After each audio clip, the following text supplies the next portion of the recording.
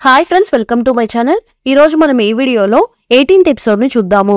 Last episode లో షెన్లీ hero ముందరే రాణి గారికి భూలోకంలో జరిగిన విషయం గురించి చెప్తూ ఉనింది. అంతటితో లాస్ట్ ఎపిసోడ్ ఎండ్ అయింది.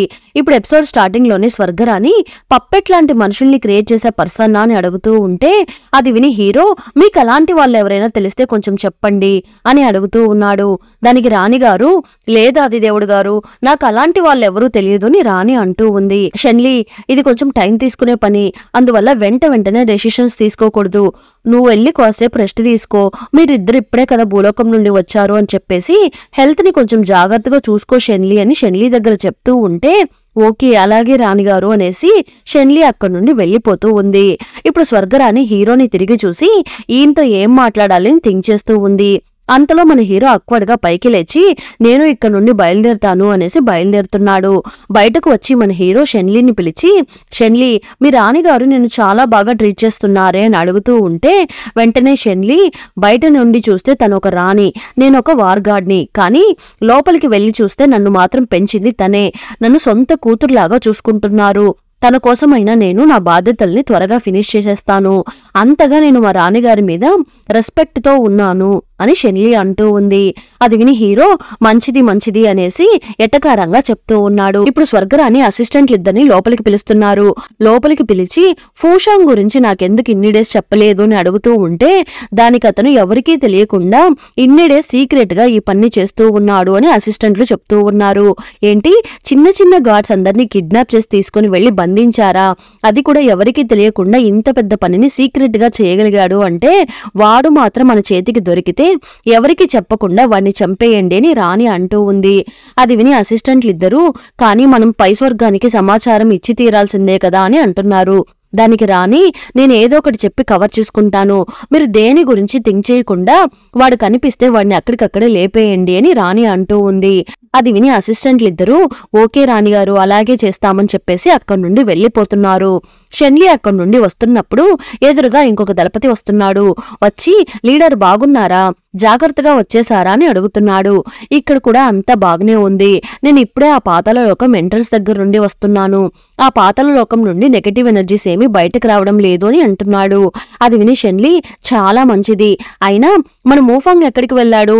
నేను ఇక్కడి నుండి వెళ్లే ముందర స్వర్గరాణి ఎక్కడ మూఫాంగ్ కి పనిష్మెంట్ ఇచ్చేస్తారేమో అని భయపడుతూ వెళ్ళాను, కానీ ఇప్పుడు ఇక్కడ అసలు మూఫాంగ్ కనిపించడం లేదేంటి అని షెన్లీ అడుగుతూ ఉంటే దానికి దళపతి, యూలాంగ్ అనే దేవత ఇక్కడికి వచ్చారు కదా, తను మూఫాంగ్ తో పర్సనల్ గా మాట్లాడాలి అని చెప్పి తీసుకుని వెళ్లారు అని అంటూ ఉంటే అది విని షెన్లీ ముందే ఈ ఫూరాంగ్ మూఫాంగ్ ని విసిగిస్తూ ఉన్నాడు. వాళ్ళిద్దరికీ ఏదో కనెక్షన్ ఉంది అనేసి ఊర్లో తప్పుగా మాట్లాడుకుంటూ ఉన్నారు. ఒకవేళ దాని గురించి ఏమైనా మాట్లాడడానికి తీసుకుని వెళ్లి ఉంటుందా అని షెన్లీ థింక్ చేసేసి సరే నేను వెళ్లి చూస్తాను అనేసి అక్కడి నుండి వెళ్లిపోతూ ఉంది. ఇక్కడేమో యూలాంగ్ మూఫాంగ్ ని పిలిచి మా అన్న మిమ్మల్ని కొంచెం ఇబ్బంది పెట్టాడని తెలిసింది, అందుకు ముందుగా నేను మీకు సారీ చెప్తున్నాను అని యూలాంగ్ అంటూ ఉంటే దానికి మూఫాంగ్, మీరు నాకు సారీ చెప్పనవసరం లేదు, ముందు ఎలా అయినా ఆ ఫూరాంగ్ ని ఇక్కడి నుండి తీసుకుని మీరు బయలుదేరండి అని మూఫాంగ్ అంటున్నాడు. మేమెలానో బయలుదేరుతాము, వాడు ఒక ప్లే బాయ్ అని నేను ఒప్పుకుంటాను, వాడు అమ్మాయిల దగ్గరనే అలా బిహేవ్ చేస్తాడు, కానీ మీరు ఒక అబ్బాయి, మీతో ఎందుకు అలా బిహేవ్ చేస్తున్నాడు? అలా అయితే మీ మీదనే ఏదో మిస్టేక్ ఉన్నట్టు ఉంది అని క్వశ్చన్ చేస్తూ ఉంటే మూఫాంగ్ కి ఏం చెప్పాలి అన్నట్టు థింక్ చేస్తూ ఉన్నాడు. అంతలో షెన్లీ అక్కడికి వచ్చేస్తుంది. మీ అన్న ఒక అమ్మాయి బొమ్మని చూసినా కూడా ఆ బొమ్మని చూసి సొల్లు కార్చే టైపు, వాడిని ఇలాంటి క్వశ్చన్స్ అడగడం మానేసి వచ్చి మా దళపతితో మాట్లాడుతున్నారా అని అడుగుతూ ఉంటే ఏంటమ్మా నాతోనే నువ్వు ఇలా మాట్లాడుతున్నావని యూలాంగ్ అడుగుతూ ఉంది. దానికి షెన్లీ, నాకెవరికి రెస్పెక్ట్ ఇవ్వాలి ఎవరికి రెస్పెక్ట్ ఇవ్వకూడదని బాగా తెలుసు, నేను బాగా థింక్ చేసే మాట్లాడుతున్నాను, మా దళపతి గురించి తప్పుగా మాట్లాడే రైట్స్ మీకు లేదు అనేసి మూఫాంగ్ చేతిని పట్టుకుని వేగంగా అక్కడి నుండి షెన్లీ వస్తూ ఉంటే మూఫాంగ్ నే చూసి షాక్ అయిపోతున్నాడు. ఏంటి నా చెయ్యి పట్టుకుని తీసుకుని వెళ్తున్నారు అని. అంతలో యూలాంగ్, గెస్ట్ నేనిక్కడ ఉంటూ ఉంటే నన్ను వదిలేసి నువ్వెక్కడికి వెళ్తావు అని షెన్లీ చేతిని పట్టుకుంటుంది. అప్పుడు కరెక్ట్ గా ఆ ప్లేస్ కి ఆదిదేవుడు వచ్చి అక్కడ జరిగిందంతా చూస్తూ ఉన్నారు. షెన్లీ యూలాంగ్ చేతిని లైట్ గా మెలితిప్పుతూ ఉంటే నా చెయ్యి వదులు, నా చేతిని ఏం చేయకు అని యూలాంగ్ అరుస్తూ ఉంది. మన హీరో అదంతా చూస్తూ ఉన్నాడు. కానీ మన హీరో కళ్ళంతా జూమ్ వర్షన్ లో షెన్లీ మూఫాంగ్ చేతిని పట్టుకొని ఉంది కదా, అక్కడ ఉంది. దాన్ని చూడగానే హీరో వేగంగా వచ్చి యూలాన్ని కాపాడి సైడ్ గా నిలబెట్టేసి యూలాంగ్ ముందు హీరో నిలబడుకొని ఉన్నాడు. అదంతా చూసి షెన్లీకి పిచ్చ కోపం వచ్చేసింది. ఏంటి ఈయనేమైనా పెద్ద హీరోనా అన్నట్టు చూస్తూ ఉంది. ఎందుకు ఇంత ర్యాష్ గా ట్రీట్ చేస్తున్నారని హీరో అడుగుతూ ఉంటే దానికి షెన్లీ, వాళ్ళు నా దళపతి గురించి తప్పుగా మాట్లాడారు, అందుకే అలా చేశాను. ఒకవేళ తప్పుగా అనిపిస్తే వెళ్లి స్వర్గరాణి దగ్గరికి వెళ్లి నా గురించి కంప్లైంట్ ఇవ్వండి. రాణిగారు ఏమైనా పనిష్మెంట్ ఇస్తే నేను దాన్ని యాక్సెప్ట్ చేస్తాను అనేసి అప్పటికి కూడా మూఫాంగ్ చేతిని వదలకుండా గట్టిగా పట్టుకొని ఉంటే మన హీరోకి ఇంకా ఇంకా కోపం వచ్చేస్తుంది. షెన్లీ మనసులో అప్పుడప్పుడు మనల్ని పడేయాలి అన్నట్టు వచ్చి మనతో క్లోజ్ గా మాట్లాడుతూ ఉంటాడు. అప్పుడప్పుడు నాకు దూరంగా వెళ్లిపోవాలి అనేలాగా బిహేవ్ చేస్తూ వేరే అమ్మాయి కోసం ఇప్పుడు సపోర్ట్ చేసి మాట్లాడుతున్నాడు. ఎంత ధైర్యం అని థింక్ చేస్తూ అక్కడి నుండి మూఫాంగ్ ని తీసుకుని వెళ్లిపోతూ ఉంది. ఇప్పుడు యూలాంగ్, ఆదిదేవుడు గారు ఆ అమ్మాయిని చూసారా, రెస్పెక్ట్ ఇవ్వడం కూడా చేత కావడం లేదు, ఇప్పుడేం చేయాలి, నేను వెళ్లి మా తాత దగ్గర చెప్పి పెద్ద ఇష్యూని క్రియేట్ చేయనా అని అడుగుతూ ఉంటే దానికి హీరో, మీరు ముందు ఆ అమ్మాయి పవర్స్ గురించి తెలియకుండా మాట్లాడుతున్నారు. ఒకవేళ సడన్ గా అమ్మాయి మీ చేతిని కాకుండా మీ గొంతుని తిప్పేసి ఉంటే అంతే, మీ ప్రాణాలు ఇక్కడికిక్కడే గాల్లో కలిసిపోయి ఉండేది. ఆ తర్వాత వెళ్లి మీ తాతగారి దగ్గర చెప్పినా కూడా యూజ్ ఏం ఉండేది కాదు. ఈ అమ్మాయి ఆ స్వర్గరానికి బాగా క్లోజ్ అయిన పర్సన్, అందువల్ల మనవరాల కోసం కింద స్వర్గం వాళ్ళతో గొడవ పడగలమా అనేసి వీళ్ళని ఏమీ చేయకుండా మీ తాత వదిలేసి ఉండేవారు. మీకు గ్రాండ్ గా అంతిమయాత్ర మాత్రం చేసేవారు. నేను కూడా అప్పుడప్పుడు మీ జ్ఞాపక చిహ్నం దగ్గరికి వచ్చి ఫ్రూట్స్ ని ఫ్లవర్స్ ని మీ దగ్గర పెట్టేసి వెళ్లి ఉండగలను అంతే అని హీరో అంటూ ఉంటే అది విని యూలాంగ్, ఏంటి ఆదిదేవుడు నా ముందరే షెన్లీకి సపోర్ట్ గా మాట్లాడుతున్నారా, ఇదంతా నమ్మేలాగా లేదే అని యూలాంగ్ కన్ఫ్యూజ్ అవుతూ ఉంది. షెన్లీ మూఫాంగ్ ని వదలకుండా తీసుకుని వెళ్తూ ఉంటే అది చూసి మూఫాంగ్, మీరెందుకు ఈ రోజు ఇంత కోపంగా ఉన్నారు అని అడుగుతూ ఉన్నాడు. దానికి షెన్లీ, ఎవరు కోపంగా ఉన్నారు అనేసి మూఫాంగ్ చేతిని పట్టుకుని లాగుతూ ఉంటే మూఫాంగ్ స్లిప్ అయ్యి షెన్లీ మీద పడిపోతున్నాడు. ఇద్దరు ఇలా హగ్ చేసుకున్నట్టు నిలబడుకొని ఉన్నారు. మూఫాంగ్ ఆ షాక్ నుండి తేరుకొని షెన్లీ కాళ్ళ మీద పడిపోయి, సారీ, బై మిస్టేక్ గా మీ మీద పడిపోయాను, నన్ను క్షమించండి అని అంటూ ఉంటే దానికి షెన్లీ, నువ్వు ముందు పైకిలే, నేను చూస్తూనే ఉన్నాను, ఆ యూలాంగ్ నీ గురించి తప్పుగా మాట్లాడుతూ ఉంటే అన్నీ విని నువ్వెందుకు సైలెంట్ గా ఉంటున్నావు, నీకు బుద్ధి ఉందా లేదా అని షెన్లీ అడుగుతూ ఉంటే మూఫాంగ్ సైలెంట్ గా నిలబడుకొని ఉన్నాడు. లేదు, నా వల్ల మీకు ఎలాంటి ప్రాబ్లమ్స్ రాకూడదని నేను సైలెంట్ గా ఉన్నాను అని మూఫాంగ్ అంటూ ఉన్నాడు. అది విని షెన్లీ, అందువల్ల పైస్వర్గం వాళ్ళు నోటుకు వచ్చినట్టు వాళ్ళు మాట్లాడుతూ ఉంటారు, అదంతా విని మనం సైలెంట్ గా ఉండాలా, అదంతా ఏం అవసరం లేదు, వాళ్ళు మనకి రెస్పెక్ట్ ఇవ్వకుండా మాట్లాడితే మనం కూడా అలానే మాట్లాడదాము. ఆదిదేవుడు కూడా అక్కడే ఉన్నారు కదా, ఆయనకి తెలుసు ఎవరు తప్పు చేశారు ఎవరు తప్పు చేయలేదు అని. మనల్ని దాటి మనకి ఆపద కలిగేలాగా ఆయన ఏమీ చెయ్యరు అని అంటూ ఉంటే అది విని మూఫాంగ్, అది కాదు, మీకు ఫూరాంగ్ కి ఆల్రెడీ ఎంగేజ్మెంట్ అయిపోయింది, ఫూరాంగ్ వాళ్ళ చెల్లెల దగ్గర నేనెలా అలా మాట్లాడగలను అని అంటున్నాడు. దానికి షెన్లీ, అదంతా థింక్ చేసి నువ్వేమీ బాధపడకు, నీ గురించి తప్పుగా మాట్లాడితే నువ్వు కూడా వాళ్ళ గురించి తప్పుగా మాట్లాడేయి, ఏం పర్లేదు అనేసి షెన్లీ అరుస్తూ ఉంది. మూఫాంగ్ మళ్ళీ షెన్లీ కాళ్ళ మీద పడిపోయి, మళ్ళీ మీకు గాయాలైందంట, మిమ్మల్ని కాపాడే అంత స్ట్రెంత్ నా దగ్గర లేదు అని అంటూ ఉంటే దానికి షెన్లీ, మూఫాంగ్ ముందు నువ్వు పైకి లేస్తావా లేదా అని అడుగుతూ ఉంది. మీరు పనిష్మెంట్ ఇస్తేనే నేను పైకి లేస్తాను అని మూఫాంగ్ స్ట్రాంగ్ గా ఉన్నాడు.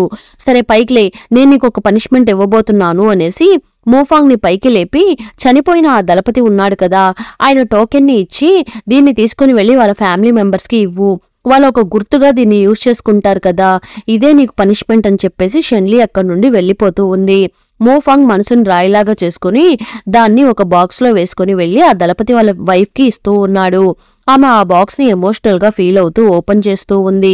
మూఫాంగ్ వెంటనే ఆమె కాళ్ళ మీద పడి వాళ్ళ ఫ్యామిలీకి రెస్పెక్ట్ ని అందిస్తూ ఉన్నాడు. ఆమె వెంటనే ఏడుస్తూ లోపలికి వెళ్లి ఒక క్యాండిల్ ని వెలిగించి ప్రేయర్ చేసుకుంటూ ఉన్నారు. మూఫాంగ్ కి బాగా బాధగా ఉంది. వెంటనే ఒక బార్ కి వెళ్లి తాగుతూ ఉన్నాడు.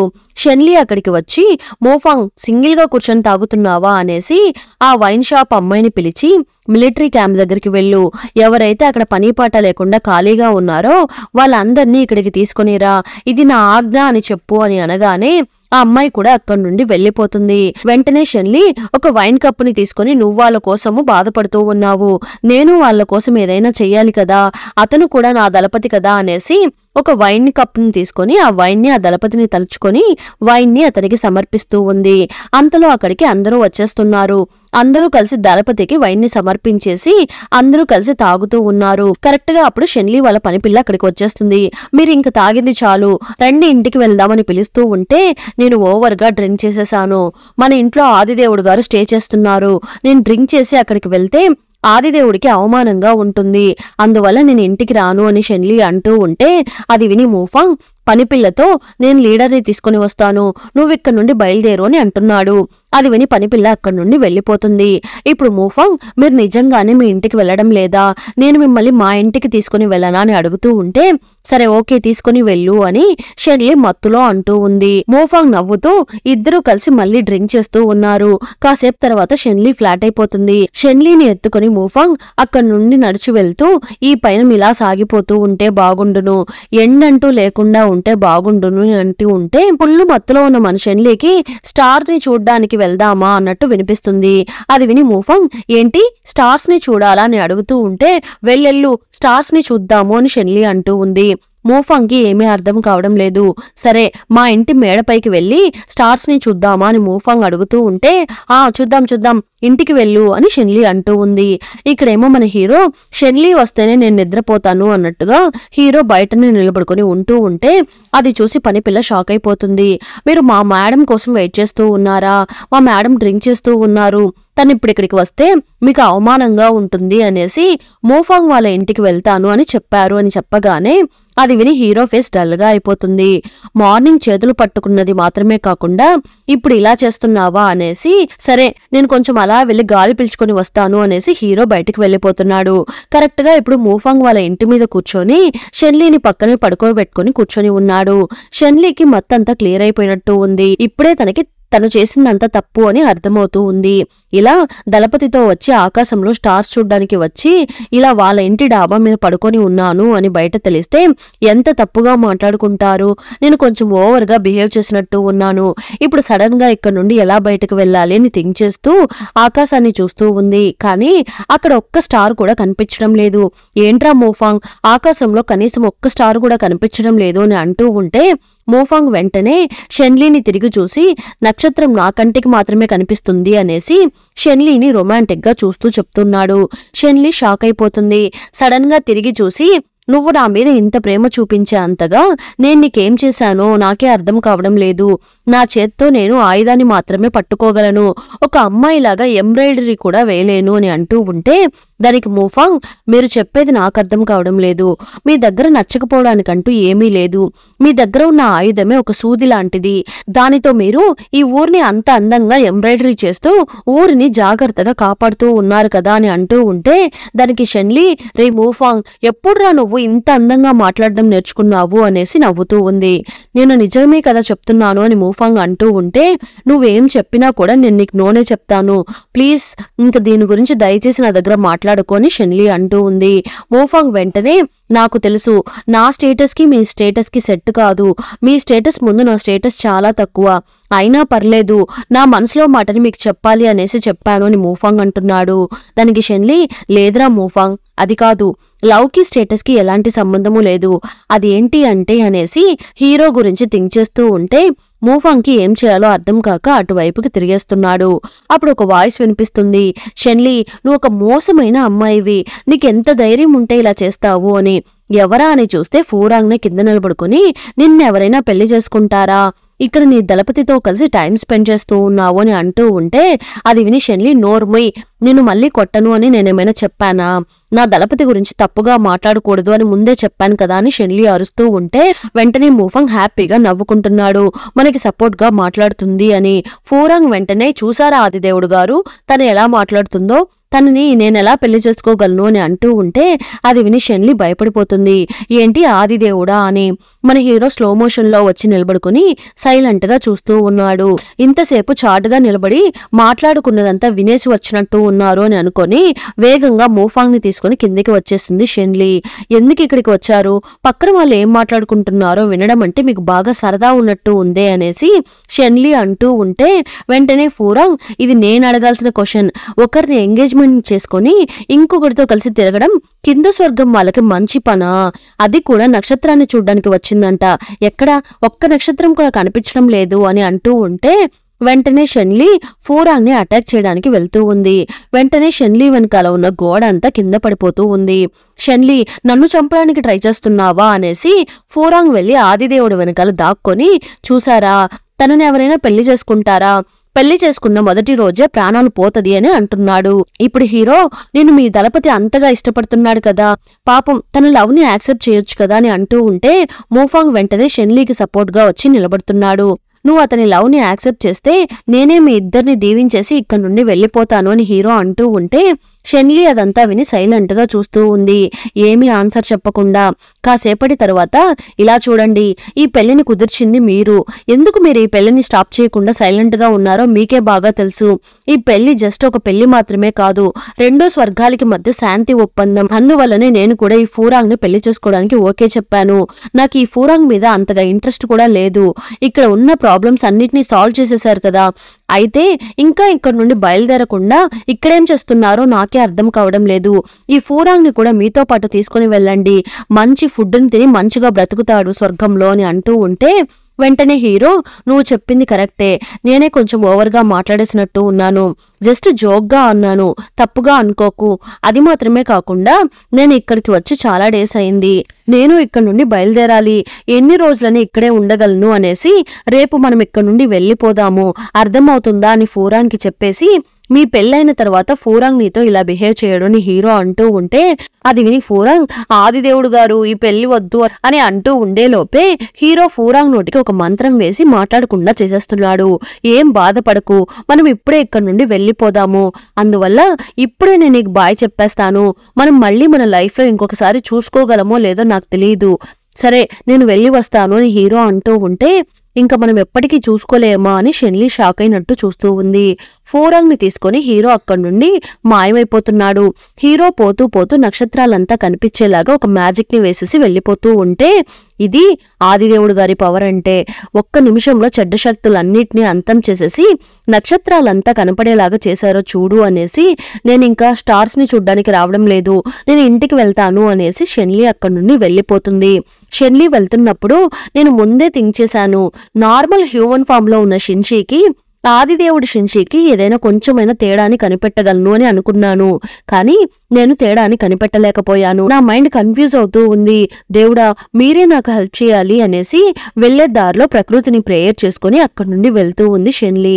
నెక్స్ట్ డే చిలక ఏం మాట్లాడలేకపోతూ టయర్డ్ గా ఉంటూ ఉంటే పనిపిల్ల షెన్లీ దగ్గరికి వచ్చి అందరూ ఆదిదేవుడు గారికి ఫేర్వెల్ ఇవ్వడానికి రెడీగా నిలబడుకొని ఉన్నారు. అక్కడే స్వర్గరాణి కూడా ఉన్నారు.